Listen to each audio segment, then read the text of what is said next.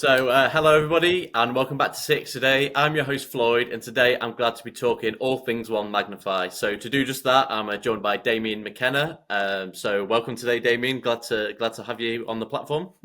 We're excited to be here. Thanks, man. Cool, no worries. So today we're going to be focusing a lot on the exciting Emodo acquisition and what this means for One Magnify. I know you're really pumped to talk about this, so I'll just to get straight into it. But I think it's always good if we take a step back and you just give us a brief introduction to yourself and your background and a little bit more about Emodo, and then we can get into the details of the acquisition and what this means for One Magnify.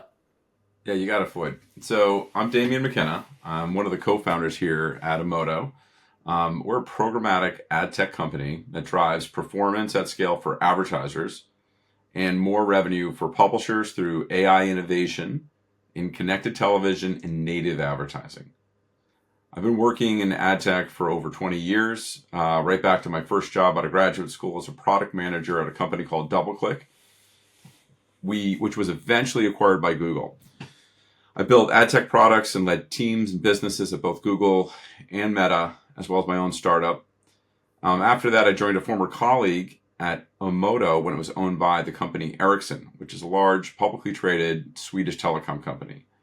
Emodo was recently spun out of Ericsson to new ownership under private equity and the B2B agency powerhouse OneMagnify. Yeah, brilliant. Thank you for that. And I read all about the spin out, and I'm sure all of our audience have as well. So it'd be great to take that conversation on a little bit. So, firstly, congratulations on that. But also, it seemed like a really interesting and kind of atypical acquisition for a marketing agency. So it'd be great if you could kind of talk us through the rationale behind it a little bit more. You got it. So we're thrilled to be part of OneMagnify. I mean, they are a B2B marketing powerhouse. They have 700 people worldwide and a who's who of great clients like ESPN, Tyvek, Ford, International, which is formerly Navistar, and a huge roster of other blue chip customers. Their team does amazing work at every step of the marketing equation, as particularly for the CMO focused on B2B marketing, B2C marketing, and from strategy to creative to digital marketing and to data, analytics, and AI. Their practice has grown immensely over the past 5 years. OneMagnify has also made a huge investment in their media practice, and programmatic was a natural evolution for them. That's where we come in at Emodo. We're a great fit to support OneMagnify's customers with the delivery of programmatic ads, which also allows us to still continue our growing business outside of OneMagnify with other agencies and brands as well. Yeah, definitely. And it'd be great to cover off a couple of basics. So it'd be great if you could kind of describe a little bit more about your Emodo product and kind of what it does from a functional standpoint. Sure. So Emodo is an advertising technology company that is focused on delivering digital ads programmatically, which means the ads are bought and sold automatically using a technology platform. So for folks that aren't familiar with programmatic, I'd like to compare it to the stock market, where many buyers and sellers trade company shares. And some of us, most of us, access that through a platform that is like an online brokerage firm, like Fidelity, a Vanguard, or an E-Trade. Emodo does the same thing for advertising. We connect ad suppliers with buyers through our ad exchange.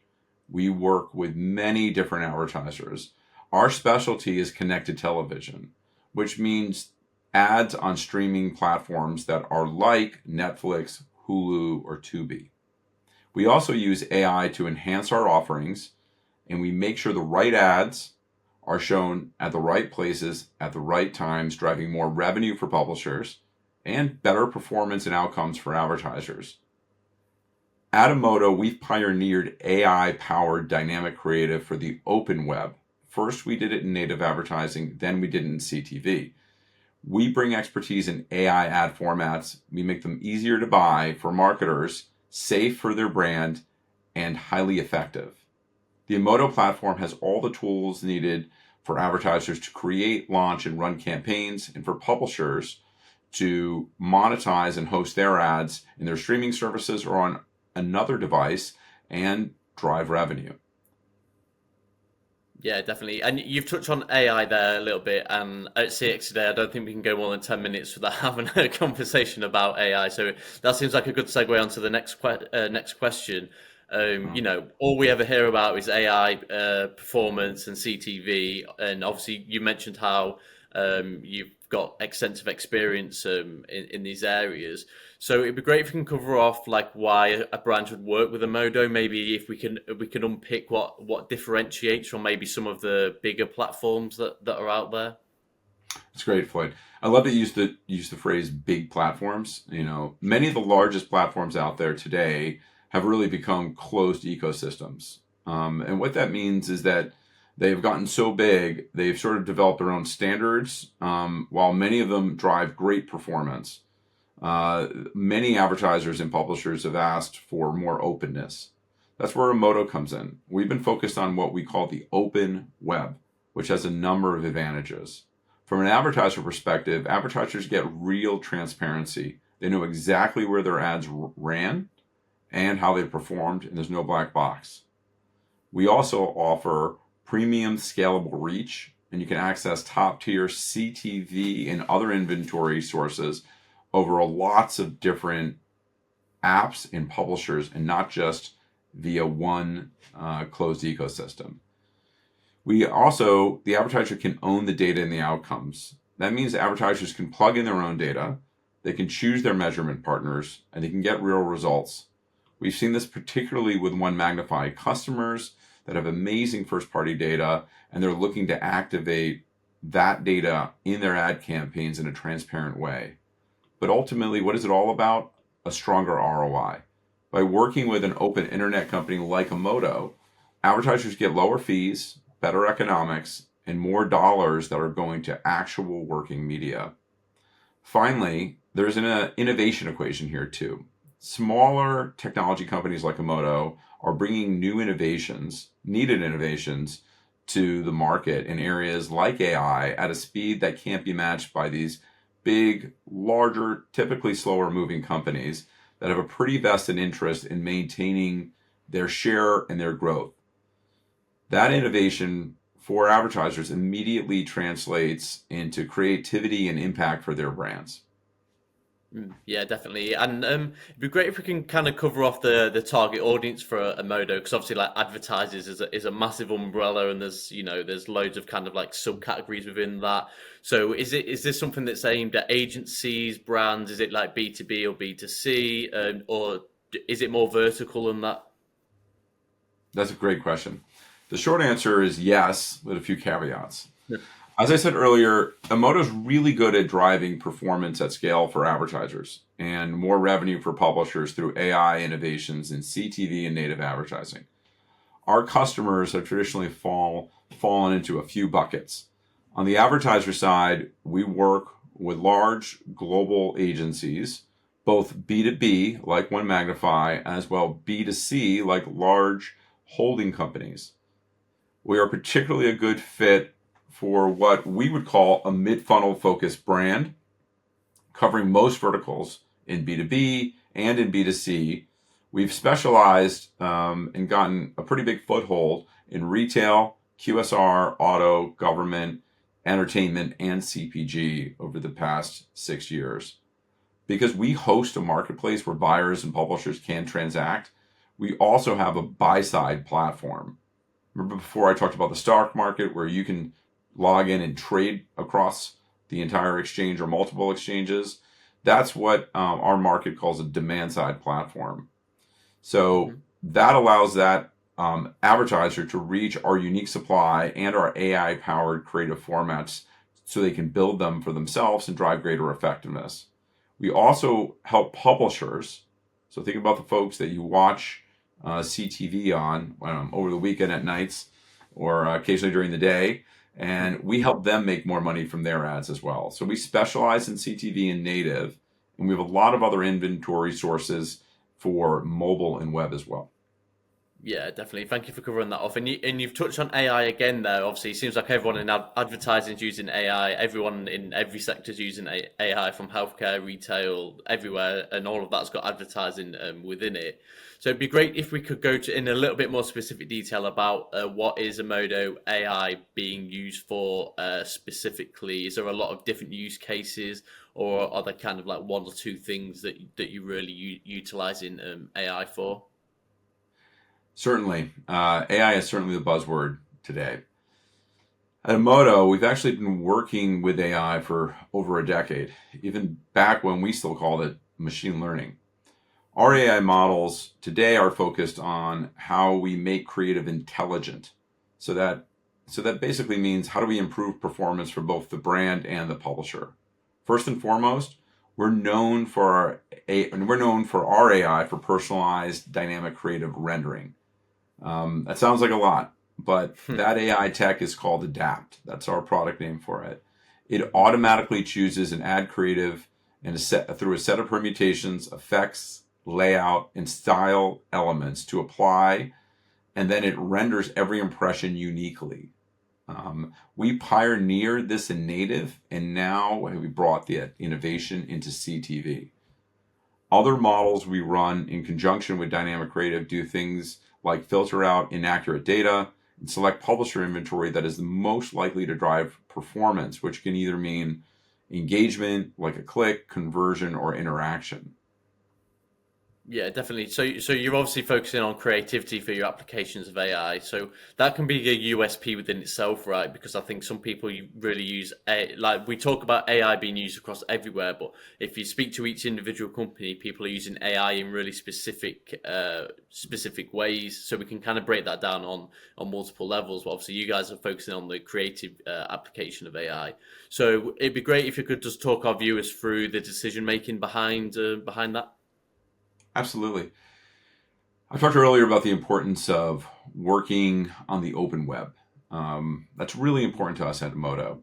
We focused on innovating and advancing creative formats because they have lacked a lot of transformation in the last 10 years.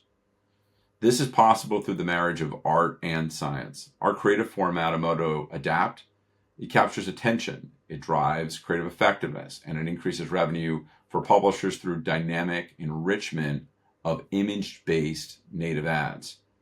The system automatically applies at runtime rich media-like animations and effects to basic creative components, assets, including static images, logos, headlines, body text, and calls to action, driving more attention and engagement. Mhm. That sounds great, but previously you could only buy this type of innovation on a walled garden or a large closed ecosystem like Facebook.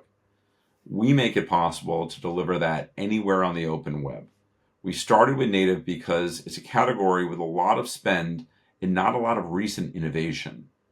Then we took those same learnings and we applied them into streaming TV ads.